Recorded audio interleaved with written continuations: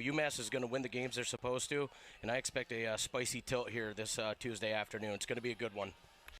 Teams coming together before the opening face-off, and as mentioned, this is the first time these two teams have met in program history on both sides. And I kind of joked to you off air, Rob, that it's surprising that Greg Cannella found an opponent he hasn't played against so far, this being his 30th season at the helm for the Minutemen. But here we go, first ever meeting between the Minutemen and the Red Foxes. The face-off is underway, and it is a lengthy tie-up. It's going to be a battle.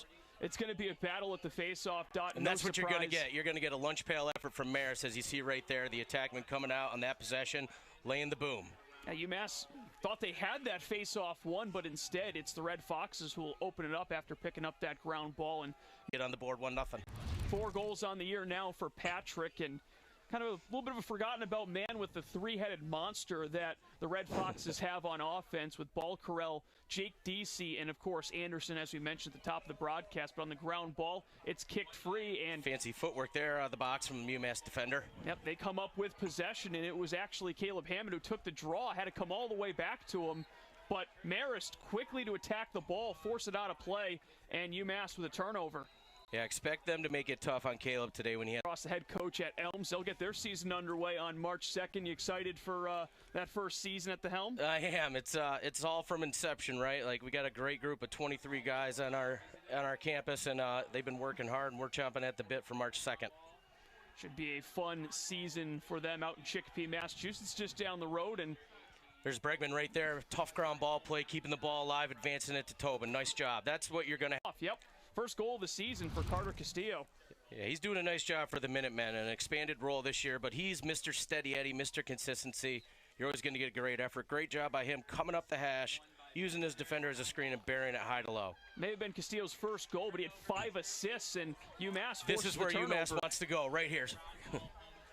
That's a great trail check. Nice overpass here. He's got a head man now. Uhart. Pride of the Capital Region, Mr. Saracola, the 518. I recruited that young man out of high school. He's got a pair of silky mitts. He's a good ball player. Very well-rounded offensive player. We've seen him. This is 2 big ground balls for a guy to watch here. Bregman picks it up. And that's a good note for you young players out there. If you're in it, like, everybody's bringing the kitchen sink. There's been hits. There's been trail checks. There's been bodies all over the place. Very exciting stuff, but don't expect anything to come easy either way off the face-off X here for either team. And a quick correction, 4th goal of the season for Lewis. He's now scored in all 3 contests. Also had a goal against Army. As I say that, looks like he might have went early. Yep. Caleb Hammett a bit too early there. He's coming. Right, and I covered a lot of games for UMass last year, and, like, he's a spectacular goalie. Expect him to dig his heels in, get set from the feet up, and start seeing the ball and get the UMass boys going defensively. So the face-off violation does, in fact, cost UMass as Anderson drives that one home. 5th goal of the season for him. He's one of 3 Marist Red Foxes with 5+ goals already. Of course, Josh Balcarcel as well. And, of course, you have Jake Deasy, who has 5 goals on the year himself. And once again, if I'm Coach Cannella, I'm asking for a play on there. I'm not sure, but that's just me up here in the booth. I'm not down there. Ball ends up on the ground quickly. Look at this scrum. Physical. Woo! Briefly won by coming the up Marist. He's moving it quick. They got numbers. They call timeout. Every possession matters, looks like, in this one. Good job by O'Leary there, getting downhill, cashing in. His 3rd goal of the season. And with just under 90 seconds left, this approaching the final possession of this first quarter. And as a coach, you're telling your players in this moment, it's like, these last 2 minutes of the quarters, these are battles you want to win. Whether it be offense or defense, you want it to end in your favor. Good tough ground ball here from the Marist wing player. Red Foxes continue to have success at the dot. Call Antonio with his 3rd goal of the season.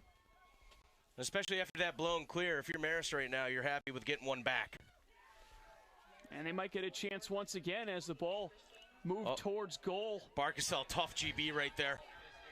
Good play from the attacker, who's usually not the one quarter. And we talked about Marist and their 2nd quarter abilities, and let's see what UMass has got in store for them here. Second goal for Shane O'Leary. He's now doubled his season total in just the first half. This might be the first clean face-off win we've seen where the Marist guy clamps it, pulls it back to his wing. UMass getting in the hole defensively. Marist bringing on their offensive personnel. And Marist with the 8 turnovers in the first quarter compared of the season. And the second time that we've seen a midfielder for the Red Foxes try their luck from pretty far out. And they've had some precision accuracy so far in this game. Pops it out the front door. Got numbers. Another draw controlled by the Red Foxes. And we've seen in the scoring column for Marist, they've had up to 9 different goal scorers or guys getting points in their last 2 outings. So looks like they're spreading it out a little. Bottom corner, very, very nice. So Lewis with a pair of goals as well. Him and O'Leary both with 2 in this first half. Yeah, Lewis doing a good job carrying momentum from the last game into this one. And as a coach, you love to see that from your guys. You want to be consistent, game to game. Ground ball won again by Marist. Good individual effort. These guys are selling out both ways. Bodies everywhere. Look at this. The Red Foxes never got a shot on goal. The ball is right back on the ground, and Marist will take it back. You think Marist knows they're on the road right now? Jeepers. Keep Marist all tied, but now the Minutemen getting more and more comfortable on the attacking end, and the Red Foxes defense, they just don't really have much of an answer for this attack. Yeah, so that's the adjustment, right? See if Marist is going to continue to stay and let them run their 5-set, because right now they're trapping their offensive middies on, making that player either have to play defense or stay and marry up and face guard the side of Castillo there. But I feel like O'Leary's had the answer for UMass thus far in the game today. Back to the face-off X. It's been a busy battle so far, and Marist has had the edge 9-4 coming into this one. Ground ball hit off a helmet, and Marist had ample opportunities to get it. Still on the ground, and finally UMass off with the the ground control. here. But every ground ball has a crowd there. It's not just 1 or 2 guys going after. Job by UMass with the second layer of their nickel package. You know, even though that defenseman and offensive guy are coming into the play, there's still 5-on-5 momentarily as you see Bregman cash in there. So Minutemen up 9-5. 9 goals on 13 shots on goal, and this Marist attack group does a great job riding. They get involved every chance possible. Marist meanwhile and with 6 Marist shots on goal. Marist slipped. You got Bregman with a head of steam here. He winds and rips one. That looked like it was tracked.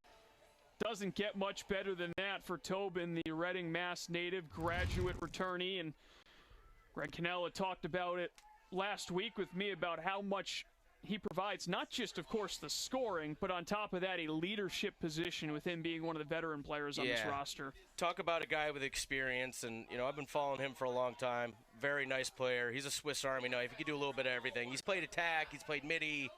I mean, everything but goalies. You see him whistle one over the bar there. Looked like Smith might have been screened a little bit by Joshua Arneson, who was standing just in front of the crease. And after a lively start to this game for Marist, they jumped out to a 2-0 edge. UMass has since outscored them 11-3. 16 seconds left, and Marist will have to go quickly. They do win this draw cleanly. Taken right down the middle, but a big save by Note. Matt Note with a huge stop, and he can take it all the way down to half. He will heave this the full length, and it will sail over the end line, but not before UMass will take an 11-5 lead into the first half stoppage. Yeah, great half of lacrosse, and I think the difference has been... It hasn't really been, you know, subpar goaltending. There's just been some unbelievable shooting going on from all aspects of the field. Yeah, there's been a lot of substance with these shots, and that's kind of one stat that stood out to me. Is it's not that it's poor goalie play. It's like these guys are shooting the ball to great spots, and you know, that's what you like to see. That's what you want to do, you know, on the offensive end and shooting in general. Second half underway, and there's one thing that Marist has done well despite the deficit. Face-offs, face-offs, face-offs. Yeah, they're winning the face-off battle, and somehow UMass is squeaking out the ground ball battle by a couple. But, yeah, I mean, this is getting Marist those first-time possessions that they're going to need to claw back into this one, as you see Marist coming away with a draw right there. Marcusel, he uses his change of speed, accelerates, a little bunny hop at GLE. increases his angle coming around front and puts it over Note's head. Note has stopped 2 shots so far out of 8 total. So not the numbers we're used to seeing from Note, but to his credit, defense in front of him has done a pretty strong job, and of course he's got the offense that has carried the bulk of the load, especially in that second quarter. But finally, a lengthy run ended by Marist with that goal right there. Yeah, UMass bringing. Talk about the face-offs for Marist. A big shout-out to the man taking them in Dylan Bedell. Haven't mentioned him on the broadcast to this point, but he's done a terrific job of gaining possession throughout this, and looks like that was a violation on UMass, so he'll get another one. So quickly, the Red Foxes having the Minutemen trying to battle, which is going to be big for them down the stretch. And number 1 got the number 1 sign from the catcher there, throwing straight gas. 88 flat and pus, baby, as my friend Kevin Zakorski says. So the Minutemen on the board in this second half to get their lead back up to 5. The 4th goal this season for Tobin, his 2nd this afternoon. Go good ground ball here. And see if he can create. See, good job by Bregman there clearing through. And then the next guy coming around, was that Castile? But yeah, Marist is throwing the kitchen sink at him right now. Auble will work it all the way back up, and now Auble will take his spot back. It's hard to account for what kind of spin and trajectory that ball is going to do off the turf.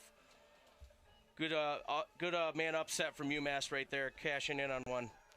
They're actually up 2 with Colin Patrick, who also was whistled for a penalty due to that dust-up, so it's now come to an end. It's back to even strength.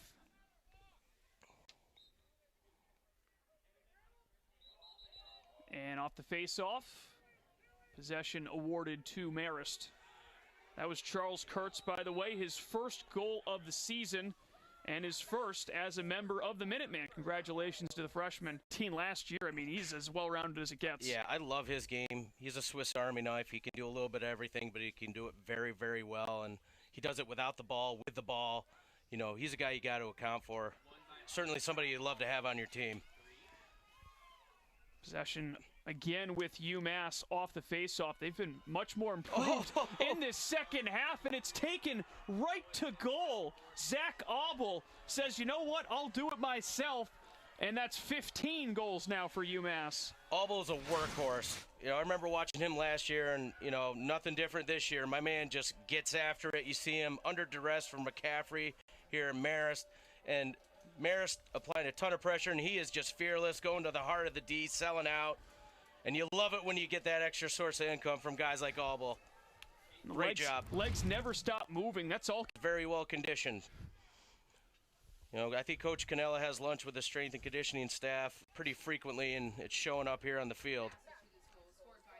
Puck scooped free, and another ground control for UMass. Good job by Hammett selling out there with that last-minute effort to tip it to Tobin for a GB. Tobin stalling to allow personnel on. The game plan. Play for the guy next to you. That is hat trick number 3 now for UMass. Tobin, O'Leary, Lewis, all with a trio of goals. And as a goalie, if you're Smith in that case, it's really hard when the ball, I mean, pretty two-handed player there. He's tough. Tough cover. So Marist picks up their 8th goal. They had 5 in the first half, but just 1 in the second quarter.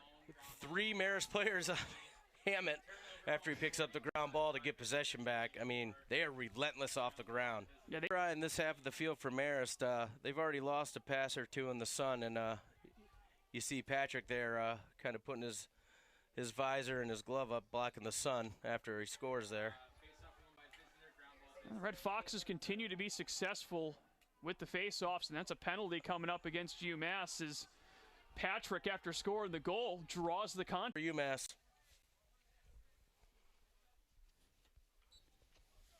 So 17 goals for UMass. One of their highest outputs in the last couple of seasons. If they can get to 19, it would be the most in 2 years when they scored 19 against UMass Lowell back in 2022. Credit to Bedell, Marist face-off guy. In off question mark dodge. Nicely done. 7:44 remaining. Lead still a comfortable 7 for UMass. One more quick note, too, on note. He is the 4th Minuteman ever to reach 600 saves. So rare company for a program that has quite a bit of history. Here's the workhorse, 33 off the deck. He might be trying to get, And UMass will turn it over. Hey, if you're going to make a mistake, make it going 100 miles an hour. And, you know, Cutter cutting on the opposite pipe for a dunk. So that is the 4th hat trick for UMass in this game. Castillo now with 3 goals, 2 assists. Kurtz with a nice little assist there. And Castillo with a team high 5 points as it stands. So he had 5 points coming into this game over the first 2 games, and he has since doubled that mark this afternoon. Hey, when everybody's getting involved, especially guys like him, it's good for business. As you see Hammett staying with the initial fading in points, but you know, his feet, his speed, like, he's a very, very nice player. He's done a good job today. Well, 3:08 left. Marist, at the very least, will have a chance at equaling the most goals that UMass has allowed in a game this season. Of course, that was 13 against Army in the opener. Minutemen gave up 7 on Saturday to the UMass Lowell Riverhawks. Henry scooping up